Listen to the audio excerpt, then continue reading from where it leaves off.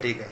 प्रवीणचा message आला आहे हो म्हणून, म्हणजे सगळ्यांपर्यंत आवाज जातो आहे.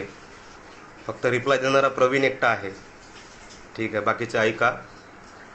अत्यंत महत्त्वाचा विषय आहे. तुम्हा आम्हाला स्वाभिमानाचं, सन्मानाचं जे जीवन आहे ते जगण्याचा अधिकार जो दिला आहे तो भारताच्या राज्यघटनेनं दिलेला आहे. त्यामुळे भारताची राज्यघटना समस्त भारतीयांच्या आयुष्यामध्ये सर्वात क्रांतिकारी असायला पाहिजे.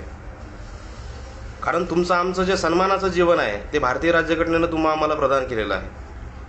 त्यामुळे भारताची राज्यघटना जर आपण आपल्या आयुष्यातून वेगळी काढली तर आपलं आयुष्य शून्य आहे असं समजून जायचं.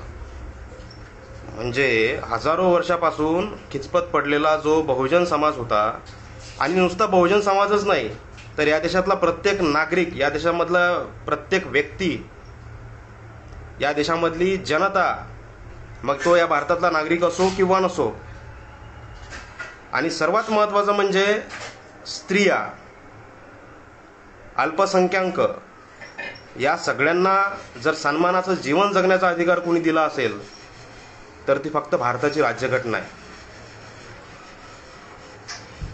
पण आज आपण जेव्हा बघतो, नुकताच आपण संविधान दिवस साजरा केला 26 नोव्हेंबरला, त्यावेळेस आपण बघितलं की संविधान दिवस म्हटलं की एक समज झालेला आहे की फक्त पर्टिक्युलर या समाजाची लोक किंवा या विचारांची लोक, म्हणजे यांचाच तो कार्यक्रम आहे, अशा पद्धतीचा एक समज आहे. अशा पद्धतीचं भासवलं जातं, अशा पद्धतीनं वागलं जातं.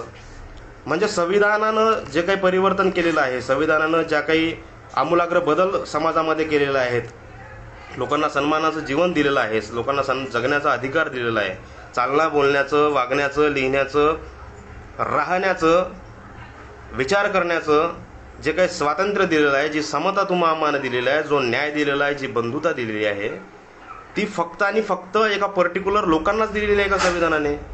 तर नाही. म्हणजे मी मगा बोललो त्या पद्धतीनं की भारतामध्ये जी काही जनता राहते, मग ती भारताची नागरिक असो किंवा नसो, भारताची नागरिक असली तर तिचा काही विषयच नाही. पण जर भारताची नागरिक जरी नसली आणि जर ती भारतामध्ये राहत असली तरीही त्यांच्या आयुष्यामध्ये बदल करण्याचा आणि त्यांना सन्मानाचं जीवन देण्याचा जो काही प्रयत्न केलेला आहे, जे योगदान दिलेलं आहे, ते फक्त भारताची राज्यघटना आहे, आणखी कोणी नाही दिलेलं. पण तरीही या राज्यघटनेच्या बाबतीत लोक उदासीन का आहेत? फक्त एका पर्टिक्युलर समाजाचीच राज्यघटना आहे, त्यांनीच त्यांची कार्यक्रम करावीत, त्यांनीच त्यांचं गुणगान गावं, राज्यघटना काय आहे, राज्यघटना काय नाही हे फक्त त्यांनीच त्यांना सांगावं, राज्यघटनेच्या प्रसारामध्ये आणि प्रचारामध्ये फक्त त्यांनीच त्यांचं योगदान द्यावं, असा जो एक समज आहे, असा जो एक प्रचार केला जातो, असा एक वर्ग तयार झालेला आहे. हा कशामुळे तयार झालेला आहे याच्यावर आपल्याला चिंतन मनन करावं लागणार. आणि मग त्याच्या मागचं कारण काय आहे हे जर आपण शोधलं तर फार भयावह परिस्थिती असलेली आपल्याला दिसते. म्हणजे आता आम्ही 26 नोव्हेंबरचा संविधान दिवस साजरा केला, फार उत्साहात साजरा केला. पण मी मगा बोललो त्या पद्धतीनं फक्त साजरे करणारे किंवा त्या संविधान दिवसाचं महत्त्व सगळ्यांना सांगणारे फक्त काहीच पर्टिक्युलर विचारांची लोक होती. बाकीच्यांना त्या गोष्टीसोबत काही घेणं नव्हतं. म्हणजे संविधान दिवस आहे तर हा यांचा आहे, आपला त्याच्यासोबत काही संबंध नाही, अशा पद्धतीची त्यांची वर्तणूक असायची किंवा असते. मग हा जो परिणाम आहे हा कशामुळं झाला तर याला बरेच कारण आहेत. सगळ्यात महत्त्वाचं म्हणजे की संविधानाप्रती जनजागृती करण्याचं जे महत्त्वाचं काम शिक्षण संस्थेमार्फत व्हायला पाहिजे होतं, जे सरकारांमार्फत व्हायला पाहिजे होतं, तळागाळातल्या लोकांना संविधान म्हणजे काय आहे, त्याने आपल्या आयुष्यामध्ये काय काय बदल केले, संविधानामुळे तुम्हा आम्हाला जगण्याचा अधिकार कसा प्राप्त झाला, हे पटवून देण्याचं काम जे आहे ते सर्वच स्तरांवरून शासनानं करायला पाहिजे होतं. ते मात्र झालं नाही. आणि त्यातून एक फार मोठा समज होत गेला की संविधान म्हणजे फक्त आणि फक्त आंबेडकरवादी लोकांचंच एक प्रांत आहे, त्यांच्यासाठीच संविधान आहे, त्या संविधानामधून जे काही अधिकार प्राप्त झालेले आहेत ते फक्त त्यांनाच मिळालेले आहेत आणि त्याचा आमच्यासोबत काही घेणं देणं नाही आहे. बाबासाहेब आंबेडकर म्हटलं की फक्त आणि फक्त बौद्ध लोक, फक्त आणि फक्त आंबेडकरी विचारांची लोक, फक्त आणि फक्त महार लोक असा जो एक समज केला जातो, त्याच्यामुळं असा जो समज पेरला गेलेला आहे, त्याच्यामुळं काय झालेलं आहे की संविधान हे फक्त त्यांचा विषय आहे, आमचा काय संबंध याच्यासोबत, किंवा एक तटस्थ भूमिका, हां आहे का ठीक आहे त्यांचा आहे आपला नाही आहे, अशी जी भूमिका आहे, असं जे वर्तणूक आहे, ही जी तयार झालेली आहे याच्यामागं फार विचारपूर्वक ही तयार केलेली पार्श्वभूमी आहे. आणि याची जी जमीन तयार केली गेलेली आहे, तिला खत आणि पाणी देण्याचं काम जे केलेलं आहे ते इथल्या शासन व्यवस्थेनं केलेलं आहे. आजपर्यंत शासन व्यवस्थेनं तळागाळातल्या लोकांना संविधान हे माझं आहे, संविधानामुळे जे काही घडलेलं आहे माझ्या आयुष्यामध्ये, आज मी माझ्या पिढ्या आधी कशा होत्या आज आणि आता माझी जी स्थिती आहे ती कशामुळं आहे, हे जे बदल झालेले आहेत हे संविधानामुळे झालेले आहेत, हे त्याला सांगितलंच नाही. त्याला सांगितलं की आम्ही तुमच्या आयुष्यामध्ये बदल करतोय. आम्ही म्हणजे कोण? मग ते त्यावेळेचे तत्कालीन सरकार असू देत. म्हणजे सरकार म्हणजे संविधान असं भासवलं गेलेलं आहे. आणि आम्ही सरकार तुमच्या आयुष्यामध्ये बदल करतोय, हे लोकांपर्यंत पोहोचवल्यामुळं लोकांना संविधानाविषयी उदासीनता राहिलेली आहे. आणि त्यातून संविधान म्हणजे काय, त्यांना आपल्यामुळं काय बदल घडलेत, संविधानाचं आपल्या आयुष्यामध्ये काय महत्त्व आहे, हे लोकांना अद्यापपर्यंत सुद्धा कळलेलं नाही. आणि त्यातून झालं हे की संविधान फक्त या लोकांची जबाबदारी आहे, संविधानाचा प्रचार प्रसार करणं फक्त याच लोकांचं काम आहे, आंबेडकरी विचारांचीच लोक हे करणार. त्यामुळं हा जो एकंदरीत विचार पेरला गेलेला आहे, हा भयावह विचार आहे. या विचारामधून फार मोठ्या प्रमाणात संविधान या कन्सेप्टला धोका निर्माण झालेला आहे. आणि जोपर्यंत भारताच्या राज्यव्यवस्थेमधले म्हणजे युनियन ऑफ द स्टेट्स या टेरिटरीमध्ये राहणारी लोक संविधानाच्या बाबतीत उदासीन असणार आहेत, तोपर्यंत या देशाचं कुठंही कल्याण होणार नाही, हे लक्षात घेतलं पाहिजे. म्हणजे संविधानाविषयी जागरूक नसलेला माणूस कसा काय कल्याण करू शकणार आहे? तो एक जबाबदार सरकार निवडून देऊ शकणार नाही. त्याला कोणतं सरकार त्याच्या हिताचं आहे, कोणत्या सरकाराची पॉलिसी त्याच्या हिताची आहे, हे त्याला समजणार नाही. आणि जर त्याला सरकारच निवडून देता आलं नाही, त्याला त्याच्या फ्रँचायझीचा अधिकार जो बाबासाहेबांनी त्याला प्रदान केलेला आहे संविधानाच्या माध्यमातून, त्याला त्याचा वापर कसा करावा हे जर त्याला कळलं नाही, तर संविधान असणं किंवा नसणं काय, याला काहीही अर्थ उरत नाही. त्यामुळं फार मोठ्या प्रमाणात संविधानाविषयी जनजागृती होण्याची गरज आहे. आणि ती जनजागृती करण्याची गरज जी आहे ती आम्हा सगळ्यांची आहे. आपण एक मिशनरी वृत्तीनं काम केलं पाहिजे. संविधान हे कोणत्याही एका पर्टिक्युलर समाजासाठी नाही, ते समस्त भारतीयांसाठी आहे, हे आपण लक्षात घेतलं पाहिजे. संविधानानं कोणाकोणाच्या आयुष्यात बदल केले, संविधानानं बहुजनांच्या आयुष्यामध्ये बदल झालेच, ते तर आहेच, ते क्रमप्राप्त होतं, ते करणं आवश्यक होतं. परंतु फक्त बहुजनांच्या आयुष्यामध्ये बदल झालेत का की नाही? संविधानामुळं स्त्रियांच्या आयुष्यामध्ये फार मोठ्या प्रमाणात, मग ती बहुजन स्त्री असो किंवा ब्राह्मण्यवादी कुटुंबामध्ये वाढलेली स्त्री असो, तिच्या आयुष्यात फार मोठे क्रांतिकारी बदल घडवण्याचं काम संविधानानं केलेलं आहे. त्यामुळं संविधान हे एका पर्टिक्युलर कास्ट आणि क्रीडसाठीचं आहे, एका पर्टिक्युलर समाजासाठीचं आहे. हे जे भासवलं गेलेलं आहे हे मिथ्या आहे, एक प्रकारचं थोतांड आहे, हे समजून घेतलं पाहिजे. आणि यातून शक्यतोवर जेवढ्या लवकर बाहेर निघता येईल तेवढ्या लवकर भारतीय समाजानं बाहेर निघलं पाहिजे. संविधान आहे म्हणून तुम्ही आम्ही आहोत, हे आपण सगळ्यांनी लक्षात घेतलं पाहिजे. संविधान दिवस साजरा करण्यामागचा उद्देश तो आहे. फार वाईट वाटतं की ज्यावेळेस आपण संविधान दिवशी फार झटत असतो की संविधानाचा प्रचार आणि प्रसार झाला पाहिजे, लोकांना समजलं पाहिजे संविधान म्हणजे काय, संविधानामध्ये काय तत्व आहेत, संविधान आपल्या अधिकारांविषयी आणि हक्कांविषयी काय बोलतं, हे लोकांना समजलं पाहिजे. यासाठी आपण तळमळ आपल्या जीवाची करत असतो. आणि त्याच वेळेस लोक आपल्याकडे तटस्थ बुद्धीनं पाहत असतात, तटस्थ म्हणून पाहत असतात की अरे करत आहे काय संविधान दिवस, अच्छा ठीक आहे करू देत. म्हणजे मीच स्वतःच होऊन पुढे जातो आणि ऑफिसरांना सांगतो की सर आज संविधान दिवस आहे, आज भारताच्या राज्यघटनेचा प्रास्ताविकेचं वाचन आपल्याला करावायचं आहे, सार्वजनिक वाचन करावायचं आहे.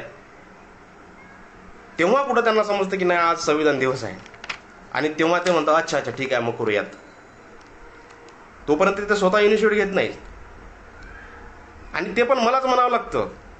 म्हणजे भारताच्या संविधानामध्ये जे जे सांगितलेलं आहे त्याचा लाभ सगळ्यांना होतो आहे.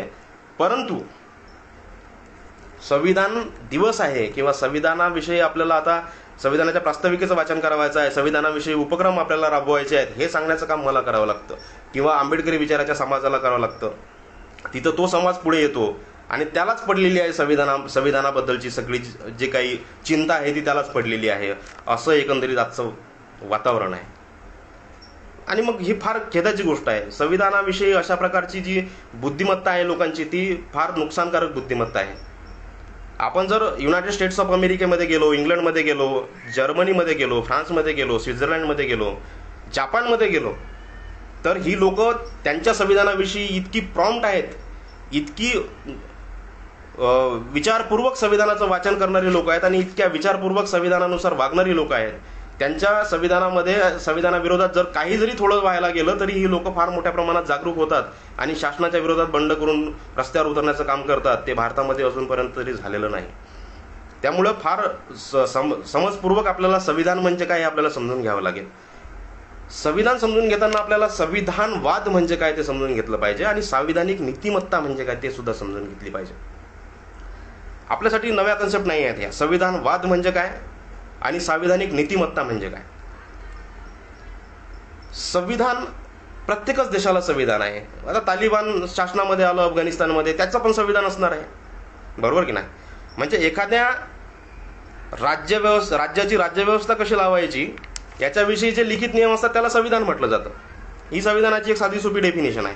परंतु भारताच्या संविधानाच्या बद्दल तसं हाही डेफिनेशन पुरेपूर नाही आहे.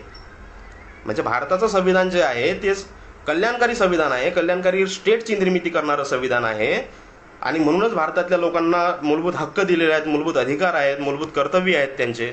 त्यांच्या अधिकारांचं संरक्षण व्हावं म्हणून सर्वोच्च न्यायालय, उच्च न्यायालय आहे. सरकारांना कल्याणकारी वेलफेअर स्टेटची एक संकल्पना राबवली गेलेली आहे. ही सगळी करामत कशासाठी केली गेली तर भारत हे फक्त संविधान, त्याच्यामध्ये संविधान लिहिलेले नियम आहेत म्हणून भारत चालणारा देश नाही आहे, तर संविधानिक नीतिमत्ता भारताच्या संविधानामध्ये आहे. संविधानवाद भारताच्या संविधानामध्ये आहे आणि म्हणून भारताच्या संविधानानं आजपर्यंत एवढी प्रगती भारतीय समाजामध्ये घडवून आणलेली आहे. म्हणून आपण संविधानवाद म्हणजे काय आणि संविधानिक नीतिमत्ता म्हणजे काय ते समजून घेतलं पाहिजे. संविधानवाद म्हणजे काय, भारताच्या राज्यघटनेमध्ये जे जे कलम आहेत, भारताच्या राज्यघटनेमध्ये जे जे संकल्पना आहेत, उदाहरणार्थ सार्वभौम समाजवादी धर्मनिरपेक्ष लोकशाही गणराज्य, त्याच्यामध्ये न्याय, समता, स्वातंत्र्य, बंधुता, राष्ट्रीय एकात्मता, व्यक्तीची प्रतिष्ठा, ह्या ज्या कन्सेप्ट आलेल्या आहेत, ह्या कन्सेप्ट म्हणजे काय आणि या कन्सेप्टनुसार आपल्याला गव्हर्नन्स करायचं आहे, याला संविधानवाद म्हणतात. म्हणजे सर्वोच्च न्यायालयानं जे राज्यघटनेचं बेसिक स्ट्रक्चर ठरवून दिलेलं आहे त्या बेसिक स्ट्रक्चरला सार्वभौम मानून त्यानुसार भारताच्या याच्यामध्ये कायदे केले पाहिजेत. भारताच्या लोकांसाठी विविध प्रकारचे कायदे केले पाहिजेत आणि हे कायदे जे आहेत ते लोकांच्या वेलफेअरसाठीचे आहेत. हे जे आहे याला म्हणतात भारताच्या संविधानाचा संविधानवाद. घटना समितीमध्ये बाबासाहेब जेव्हा 26 नोव्हेंबर 1949 रोजी संविधान अंमलात आलं, संविधान अंगीकारलं गेलं, त्या दिवशी बाबासाहेबांचं फार मोठं उत्कृष्ट असं भाषण आहे. बाबासाहेबांना त्या दिवशी काय सांगितलं, संविधानवाद आपण अंगीकारला पाहिजे, संविधानिक नीतिमत्ता आपल्यामध्ये असली पाहिजे. याचा अर्थ काय, आज भारतामध्ये म्हणजे त्या तत्कालीन भारतामध्ये आणि आजच्या भारतामध्ये सुद्धा पक्ष आहेत, संघटना आहेत, त्यांची तत्व आहेत, वेगवेगळ्या प्रकारच्या जाती आहेत, धर्म आहेत, वेगवेगळ्या प्रकारच्या संघटना आहेत, वेगवेगळ्या प्रकारचे भाषा आहेत, बोली आहेत. या सगळ्यांमध्ये भारत विभागला गेलेला आहे. या सगळ्यांमध्ये भारताची जी शक्ती आहे ती क्षीण झालेली आहे. परंतु यालाच आपण शक्ती म्हणून सुद्धा अंगीकार करू शकतो, याच्यामधून शक्ती सुद्धा निर्माण करू शकतो. हे सुद्धा भारताच्या संविधानामध्ये संविधानवाद म्हणून आपण तयार केलं पाहिजे. ही त्यावेळेसची कन्सेप्ट होती. बाबासाहेब त्यांच्या भाषणामध्ये स्पष्ट म्हणतात. काय म्हणतात बाबासाहेब, भारताची राज्यघटना सर्वतोपरी सर्वोत्तम आणि सर्वांच्या वर असली पाहिजे. त्याच्या वर कुठल्याही व्यक्तीचा स्व, कुठल्याही पक्षाची तत्व, कुठल्याही धर्माची तत्व, कुठल्याही पक्षाची तत्व, कुठल्याही भाषेची तत्व, कुठल्याही प्रांताची तत्व त्याच्यापेक्षा श्रेष्ठ असू शकत नाहीत. आणि जोपर्यंत हे संविधान सर्वतोपरी असेल, सर्वोच्च असेल, तोपर्यंत संविधानवाद कायम असेल. एक वेळा इथल्या पक्षांनी, इथल्या धर्मांनी, इथल्या जातींनी, इथल्या प्रांतांनी, इथल्या भाषेनी आम्ही संविधानापेक्षाही मोठे आहोत, संविधान दुय्यम आहे आणि आम्ही त्याच्यापेक्षाही मोठे आहोत, हे जेव्हा ते स्वतःच्या डोक्यामध्ये आणतील आणि त्यानुसार वागण्याचा प्रयत्न करतील, तेव्हा संविधानवाद नावाची जी कन्सेप्ट आहे ती लयास गेलेली असेल. 47 बाबासाहेबांनी 49 बाबासाहेबांनी त्यांच्या राज्यघटनेमध्ये घटनेच्या संविधानिक सभेमध्ये हे निक्षून सांगितलं. आज मात्र ती परिस्थिती फारशी वेगळी नाही आहे. इथले पक्ष, इथल्या संघटना, इथल्या जातीवादी संघटना, इथल्या धर्माच्या संघटना, इथल्या भाषांच्या संघटना, इथल्या प्रांताच्या संघटना आम्ही संविधानापेक्षाही श्रेष्ठ आहोत हे वारंवार दर्शवण्याचा प्रयत्न करतात. त्यामुळे फार मोठ्या प्रमाणात संविधानवादाला तडा गेलेला आहे. आणि संविधानवादाला जेव्हा तडा जातो तेव्हा संविधानिक पुरुष जो असतो, जे राज्यघटना एक संविधान पुरुष म्हणून जेव्हा आपण त्याला बघतो तेव्हा त्याच्या आत्म्याला कुठेतरी तडा जातो, तेव्हा त्याच्या पर्सनॅलिटीला कुठेतरी तडा जातो. आणि मग संविधान नावाची जी कन्सेप्ट आहे ती फक्त असून नसल्यासारखी राहते. त्यामुळं संविधानानुसार जर भारताची राज्यव्यवस्था चालली पाहिजे तेव्हा आपण ही गोष्ट पूर्ण लक्षात घेतली पाहिजे की त्याच्यामध्ये संविधानवाद ही सगळ्यात महत्त्वाची कन्सेप्ट आहे. संविधान म्हणजे काय? आपण मगच एक साधी सोपी व्याख्या बघितली की संविधान म्हणजे असे नियम की ज्याच्यानुसार राज्यव्यवस्था चालेल. पण भारताचे संविधान म्हणजे फक्त काय नियमच आहेत? नाही. भारताचं संविधान म्हणजे फक्त आणि फक्त नियम नाहीत, तर तिच्यामध्ये नीतिमत्ता आहे, त्याच्यामध्ये संविधानवाद आहे, संविधानिक नीतिमत्ता आहे. राज्यांनी कसं वागावं, स्टेटनी कसं वागावं, स्टेट हे वेलफेअर स्टेट असेल असं स्पष्ट सांगितलेलं आहे. आणि जोपर्यंत वेलफेअर स्टेट नावाची गोष्ट सरकार करत नाही तोपर्यंत संविधानाच्या जे काही कलम आहेत संविधानामधली त्याला कुठेही अर्थ येत नाही. त्यामुळं भारताचं संविधान हे संविधानवादावर आधारित आहे. भारताचं संविधान हे संविधानिक नीतिमत्तेवर आधारित आहे. त्यामुळं संविधानवाद आणि संविधानिक नीतिमत्ता जोपर्यंत इथलं गव्हर्नमेंट त्याच्यावर काम करत नाही तोपर्यंत भारताच्या संविधानाच्या इम्प्लिमेंटेशनला काहीही अर्थ उरत नाही. आणि म्हणून भारताचं संविधान जे आहे ते सगळ्यांनी समजून घेतलं पाहिजे. भारताच्या संविधानामध्ये जे काही कन्सेप्ट्स आलेले आहेत त्या कन्सेप्टसुद्धा समजून घेतल्या पाहिजेत. भारताचं संविधान हे संविधान नसून हे भारताची जी राज्यघटना एक संविधानिक पुरुष आहे, त्याला सुद्धा कुठंतरी त्याची नीतिमत्ता आहे, त्याला सुद्धा कुठंतरी त्याची पर्सनॅलिटी आहे हे समजून घेतलं पाहिजे. आणि इथले सरकार जेव्हा जेव्हा या संविधानावर आघात करण्याचा प्रयत्न करतात, मग ते डावे सरकार असोत, उजवे सरकार असोत की मिडल सरकार असोत, कुठल्याही विचारसरणीचे पक्षाचे सरकार असू देत, ते जेव्हा जेव्हा संविधानवादावर आघात करतील, जेव्हा जेव्हा संविधानिक नीतिमत्तेवर आघात करतील तेव्हा तेव्हा सगळ्या भारतीय नागरिकांनी त्याला कुठंतरी अपोज केला पाहिजे, त्याला विरोध केला पाहिजे. ही सगळ्यात महत्त्वाची गोष्ट आहे. त्यामुळं सगळ्यांना संविधान दिनाच्या निमित्त सगळ्यांनी एक लक्षात घेतलं पाहिजे की संविधानिक नीतिमत्ता आणि संविधानवाद ह्या दोन गोष्टी काय आहेत हे आपण जाणून घेतलं पाहिजे. त्याशिवाय भारताच्या संविधानाला कुठेही अर्थ येणार नाही. बाबासाहेब म्हणतात की मी एक राज्यघटना देशाला दिलेली आहे, तर राज्यघटना कितीही वाईट असो त्याला जर राबवणारे चांगले लोक असले तर ती अंतिमता चांगलीच ठरणार आहे. आणि राज्यघटना कितीही चांगली असू देत त्याला राबवणारी लोक जर वाईट असले तर ती राज्यघटना अंतिमता वाईटच ठरणार आहे. भारताची राज्यघटना ही आतापर्यंतची सर्वात उत्कृष्ट राज्यघटना आहे. त्यामुळं भारताच्या राज्यघटनेच्या मध्ये जी काही अंतर्निहित कलम आहे, त्याच्यामध्ये जे काही कन्सेप्ट्स आलेले आहेत, त्याच्यामध्ये जी काही तत्व आहेत, त्याच्याबद्दल कुठंही त्यांच्या उत्कृष्टतेविषयी कुठेही वाद नाही, विवाद नाही, ते उत्कृष्टच आहेत. परंतु जोपर्यंत इथले सरकार, इथली जनता त्या संविधानिक पुरुषाच्या नीतिमत्तेला, संविधानिक वादाला जोपर्यंत समजून घेणार नाही आणि त्यानुसार इथं वेलफेअर स्टेटची जी कन्सेप्ट आहे ती राबवली जाणार नाही तोपर्यंत इथं लोकांचं राज्य कधीही अस्तित्वात येऊ शकत नाही. आज भारताला स्वातंत्र्य होऊन 65 वर्ष पूर्ण होऊन गेलीत. आपण 75व्या स्वातंत्र्य दिनाकडे वाटचाल करतोय, पण अद्यापपर्यंत तरी सगळ्यांचा विकास झालेला आहे. अद्यापपर्यंत तरी लोकांच्या आयुष्यामध्ये आनंद आलेला आहे. अद्यापपर्यंत लोकांच्या बेसिक गरजा आहेत त्या पूर्ण झालेल्या आहेत असं आपण कधीही म्हणू शकत नाही. अजूनही आपण छाती ठोकपणे त्या गोष्टी सांगू शकत नाही. जर संविधानवाद इथल्या सरकारांमध्ये असता तर आणि संविधानिक नीतिमत्ता त्यांच्यामध्ये असती तर त्यांनी संविधानाला फार चांगल्या पद्धतीनं इम्प्लिमेंट केलं असतं. साहजिक आहे त्यांच्यामध्ये ही संविधानिक नीतिमत्ता नव्हती, संविधानवाद त्यांच्यामध्ये नव्हता आणि म्हणून आतापर्यंतच्या सरकारांनी त्यांच्या पद्धतीनं मनमानी कार्यभार केला. आम्ही जे करतोय तेच तुम्हाला मिळतंय असं जे कन्सेप्ट आहे ही गोरगरिबांपर्यंत पोहोचवली. गोरगरिबांना संविधानाचा गंधसुद्धा लागू दिला नाही. आपल्या आयुष्यामध्ये फार मोठे बदल घडत आहेत. आपल्या पिढ्या आधीच्या कशा जगत होत्या आणि आता आपण कशा जगतोय हे तिथल्या लोकांना हे परिवर्तन कशामुळे घडलेलं आहे हे त्यांच्यापर्यंत अद्यापपर्यंत सुद्धा संविधानानं हे परिवर्तन तुमच्यामध्ये केलेलं आहे हे पोहोचू दिले जात नाही, हेतू पुरस्पर पोहोचू दिले जात नाही. आणि त्यामुळे फार मोठ्या प्रमाणामध्ये संविधानवाद आणि संविधानिक नीतिमत्तेवर ही जी सरकार आहेत यांनी फार मोठ्या प्रमाणामध्ये अन्याय केलेला आहे. म्हणून भारताच्या जनतेनं आज फार दक्ष असण्याची गरज आहे. आम्ही सर्वांनी भारताच्या संविधानाचं वाचन तर केलंच पाहिजे, पण त्याच्यामध्ये जो संविधानवाद आहे आणि संविधानिक नीतिमत्ता आहे त्याच्यावर इथली सरकारं काम करत आहेत की नाही करत आहेत हे आपण बघितलं पाहिजे, वारंवार तपासून पाहिलं पाहिजे. संविधानिक दृष्ट्या आपण अद्यापही निरक्षर आहोत ही गोष्ट समजून घेतली पाहिजे.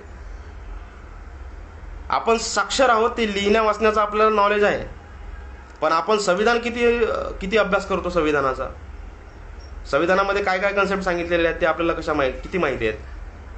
म्हणजे आपण अद्यापही संविधानिक नीतिमत्ता आणि संविधानवाद आणि संविधान याविषयी अद्यापही निरक्षर आहोत. त्यामुळं संविधानिक साक्षरतेची गरज या देशाला आहे. आणि जोपर्यंत इथला भारतीय नागरिक संविधानिक साक्षर होत नाही तोपर्यंत त्यांच्या साक्षर असण्याला म्हणजे शैक्षणिक लिहिता वाचण्या येण्याच्या क्षमतेला काहीही अर्थ उरत नाही. नाहीतर आता लोकांची अशीच कन्सेप्ट झालेली आहे की आपण जगतोय, आपल्याला जे मिळतंय त्याच्यामध्ये आम्ही खुश आहोत, बाकीच्या लोकांचं काय होईल ते त्यांचं होऊ देत. म्हणजे हा जो संकुचितपणा निर्माण झालेला आहे हा फार चांगल्या म्हणजे व्यवस्थित प्रॉपर टेक्निकनं हा तयार करण्यात आलेला आहे. आमच्यापर्यंत संविधान पोहोचूच दिलं गेलेलं नाही आहे. इथली शिक्षण व्यवस्थाच अशी केलेली आहे की फक्त 20 मार्काचं नागरिकशास्त्र ठेवलेलं होतं 8वी 9वी 10वीमध्ये. कसा संविधानवाद सगळ्यांना समजेल? म्हणजे याचा अर्थ असा आहे की इथल्या आजपर्यंतच्या सरकारांनी संविधान लोकांपर्यंत पोहोचलं नाही पाहिजे यासाठी एक व्यवस्थित सिस्टीम राबवली. त्यातून शिक्षणाचा वापर करून इथल्या लोकांना संविधान म्हणजे काय हे कळू दिलं नाही आणि त्यातून फार मोठ्या प्रमाणामध्ये संविधानिक निरक्षरता निर्माण झाली. संविधानिक निरक्षरतेचा परिणाम असा झाला की आपण आपल्या अधिकारांविषयी जागरूक आहोत पण आपल्या कर्तव्यांविषयी आपण जागरूक नाही आहोत. आणि आपली कर्तव्ये जी आहेत ती कर्तव्य आपण समजून घेतलेली नाही आहेत. संविधान वाचणं, संविधानवादाचा अंगीकार करणं, संविधानिक नीतिमत्तेचा अंगीकार करणं आणि आपण तर करणंच, पण जी सरकार आपण निवडून देतो त्यांना त्याचा अंगीकार करायला लावणं, भाग पाडणं, ह्या गोष्टी आपण अद्यापर्यंत करत आलेलो नाही आहोत. आणि त्याचा असा परिणाम झालेला आहे की आज फार मोठ्या प्रमाणामध्ये भारताच्या सामाजिक, आर्थिक आणि राजनैतिक स्वातंत्र्याला फार मोठा धक्का लागलेला आहे. फार मोठी मंदी पुढे येणार आहे. त्याला कोरोनाचं कारण दिलं जातं, परंतु ही मंदीची सुरुवात 2018 पासूनच झालेली आहे. त्यामुळे 2018 पासून सुरुवात झालेल्या मंदीला काही कोरोना एकटंच कारण नाही आहे. 2018 मध्ये काय कोरोना नव्हता. हळूहळू इथली सरकारं एक स्टेप पुढे जात आहेत आणि इथल्या जनतेला लुटण्यामध्ये नवी आयामं तयार करतायत. इथल्या जनतेला फसवण्याची वेगवेगळी नवी आयामं तयार करतायत. आणि हे फसवण्याची त्यांची जी क्षमता आहे ती का तयार झाली? फक्त आणि फक्त त्याला एकच कारण आहे, इथल्या लोकांना संविधानाविषयी काही माहीत नाही. संविधानामध्ये काय सांगितलेलं आहे याच्याविषयी ते निरक्षर आहेत. संविधानवाद म्हणजे काय, संविधानिक नीतिमत्ता म्हणजे काय याच्याविषयी ते अनभिज्ञ आहेत. आणि या अनभिज्ञतेमुळे, या निरक्षरतेमुळे त्याचा परिणाम असा झालेला आहे की इथल्या सरकारांना काहीही करण्याची खुली सूट निर्माण झालेली आहे, खुली सूट दिल्या गेलेली आहे. आणि त्यातून ते त्यांच्या अधिकारांचा वापर करून फार मोठ्या प्रमाणात संविधानिक वादावर आणि संविधानिक नीतिमत्तेवर फार मोठ्या प्रमाणात ताशेरे ओढण्याचं काम करत आहेत. आणि या संविधानिक वादाला आणि संविधानिक नीतिमत्तेला धोका पोहोचल्यामुळं पुढे चालून संविधानालाच धोका निर्माण होईल आणि यातून तुमच्या आमच्या जगण्याच्या स्वातंत्र्यावर मर्यादा येतील. तुमचं आमचं स्वातंत्र्य हिरावून घेतलं जाईल, जगण्याचे हक्क हिरावून घेतले जातील.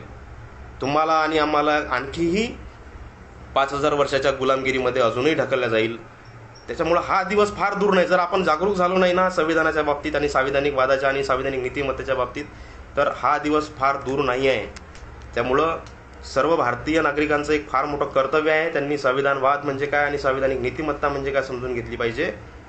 संविधानिक वाद म्हणजे संविधानाच्या प्रत्येक कलमामध्ये जी कन्सेप्ट सांगितलेली आहे ती कन्सेप्ट आणि सर्वोच्च न्यायालयाने ठरवून दिलेलं जे बेसिक स्ट्रक्चर आहे संविधानाचं, ते बेसिक स्ट्रक्चर, या बेसिक स्ट्रक्चरला, त्या कन्सेप्टला कुठंही धोका निर्माण होणार नाही. हा आहे संविधानवाद. आणि संविधानिक नीतिमत्ता म्हणजे जी गव्हर्नमेंट आपण निवडून देतोय, जी सरकार आपण निवडून देतोय, ते सरकार आपल्या संविधानाच्या संविधानिक वादाविषयी जागृत आहेत का, आणि ती त्यांची नीतिमत्ता पाळतायत का? संविधानिक वेलफेअर स्टेटला कुठेही धोका निर्माण होत नाही अशा प्रकारची पॉलिसी ते राबवत आहेत का? आणि हे भारत एक वेलफेअर स्टेट असणार आहे याची ती शाश्वती देत आहेत का? हे जोपर्यंत आपल्याला खात्रीशीरपणे कळत नाही तोपर्यंत आपण संविधानवाद आणि संवैधानिक नीतिमत्ता या बाबतीत आपण अनभिज्ञ आहोत असं म्हटलं पाहिजे. आणि म्हणून लवकरात लवकर भारतीय जनतेनं फार सपाट्यानं संविधान काय म्हणजे वाद म्हणजे काय आणि संवैधानिक नीतिमत्ता म्हणजे काय ते समजून घेतली पाहिजे. आणि त्यातून इथल्या सरकारांवर, इथल्या शासन व्यवस्थेवर, इथल्या प्रशासनावर आपण कसं नियंत्रण ठेवू, एक सामान्य नागरिक म्हणून कसं नियंत्रण ठेवू हे सुनिश्चित केलं पाहिजे. भारताच्या संविधानाची जी प्रस्तावना आहे त्या प्रस्तावनेची सुरुवातच आम्ही भारताचे लोक, भारताचे एक सार्वभौम समाजवादी धर्मनिरपेक्ष लोकशाही गणराज्य घडवण्याचा. कोण घडवत आहेत? आम्ही भारताचे लोक. म्हणजे आम्ही भारताचे लोक हे सगळं करत आहोत. आणि संविधानाच्या प्रस्तावनेचा एंड असा आहे की स्वतः प्रत अर्पण करीत आहोत. म्हणजे संविधानामध्ये जे जे काही आहे ते आम्ही लिहिलेलं आहे, आम्ही घडवलेलं आहे. संविधानामध्ये जी काही तत्व आहेत ती आमची आहेत. आम्ही आमच्या भल्यासाठी ते संविधानामध्ये मांडलेली आहेत. आणि ही तत्व जर अंमलात येत नसतील तर अशा शासनाला, अशा प्रशासनाला सबक शिकवण्याचं काम सुद्धा भारतीय जनतेनंच केलं पाहिजे. कारण शेवटी कितीही झालं तरी भारताची जनताच या भारताच्या संविधानाची निर्माती आहे. भारताची जनताच या संविधानाची अंगीकार करणारी जनता आहे. आणि त्यामुळं भारताच्या जनतेचं हे फार मोठं मूलभूत कर्तव्य आहे की त्यांनी या गोष्टी लवकरात लवकर आत्मसात केल्या पाहिजेत आणि त्यातून संविधानवाद आणि संवैधानिक नीतिमत्तेवर काम केलं पाहिजे. आणि जी सरकारं याच्या विरोधात काम करतात त्यांना त्यांची जागा दाखवून देण्याचं काम केलं पाहिजे. आशा करतो की तुम्हा सगळ्यांना संविधानवाद म्हणजे काय आणि संवैधानिक नीतिमत्ता म्हणजे काय ते कळलं असेल. कोणाला काही प्रश्न असेल तर तुम्ही विचारू शकता.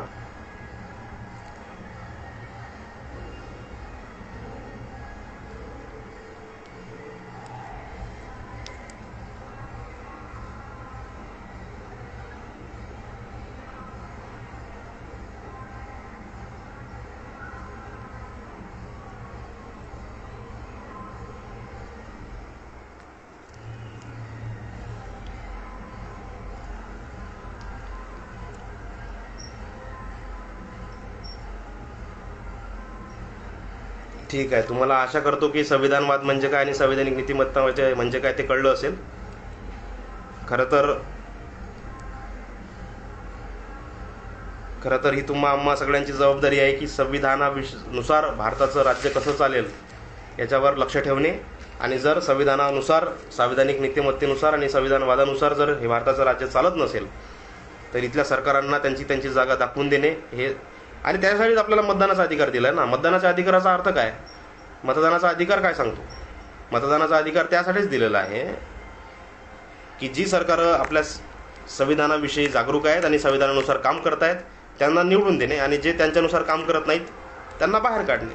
हा सोपा आणि सुटसुटीत अर्थ आहे मतदानाच्या अधिकाराचा. त्यामुळे तुम्हाला समजला असेल हा विषय असं गृहीत धरतो. Thank you so much. जय भीम.